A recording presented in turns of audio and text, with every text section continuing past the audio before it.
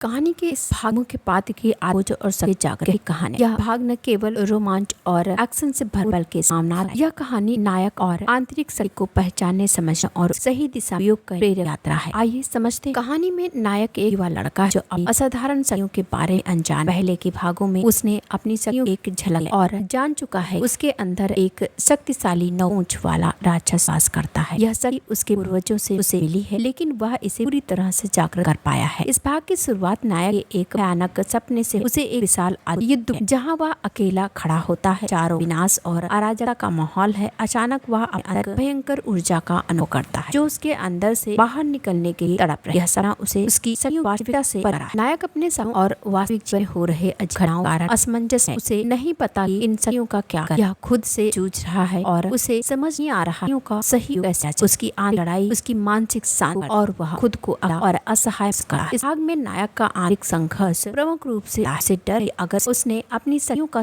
वह उसे और उसके प्रियजनों को नुकसान पहुंचा सकता है। डर से कारण वह इन शक्तियों को दबाने की कोशिश करता है। उसका प्रयास नायक के कुछ करीबी मित्र और एक अनुभवी उसकी मदद आ जाते हैं। ये लोग उसे उसकी स्थिति को समझने और शक्तियों को स्वीकार करते हैं। गुरु उसे सिखाते कैसे वह भावनाओं और शक्तियों को कर सकता है। वे उसे यह समझाते सगा सहयोग से उस असली पहचान दिला सकते। गुरु का प्रशिक्षण कठिन नायक से अपनाता है। वह सच्चा है और उसे यह एहसास करना उसके मित्र उसका हौसला बढ़ा और कठिन समय संबल प्रदान। इस बीच कहानी में खलनायक का प्रवेश होता है जो नायक की स्वार्थ के लिए उपयोग कर चाहता है। खलनायक एक शक्तिशाली और धूर्त है जो नायक से हासिल करने के लिए हर जाता है। उस योजना है वह नायक को फंसाकर उसकी शक्तियों का करे। खलनायक चला और योजनाओं कारण नायक के साथ नई चुनिया उसे खलनायक के छल और धोखे से सावधान करना है। खलनायक के साथ संघर्ष दौरान नायक शक्तियों को जागृत पड़ा ताकि वह दूसरा आ सके। कहानी के मोड़ पर नायक को जागृत कर आवश्यक गुरु के मार्गदर्शन और अपने दर्शन बल पर वह समझता है और उन्हें जागृत कर।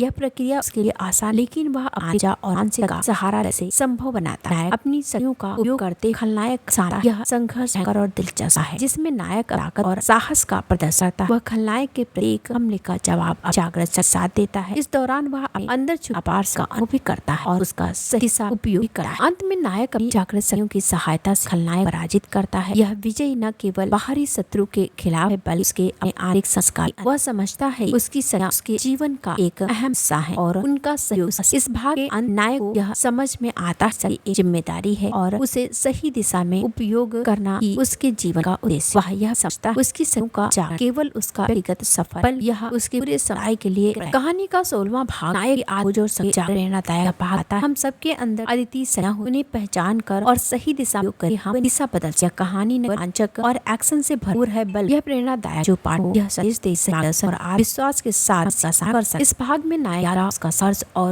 बल के आसपास जानना और करना कि हमारे दोस्तों कहानी कैसी लगी अच्छा और बेल आइकन जरूर दबाइएगा जिससे कोई भी नोटिफिकेशन सबसे पहले आप चलते हैं।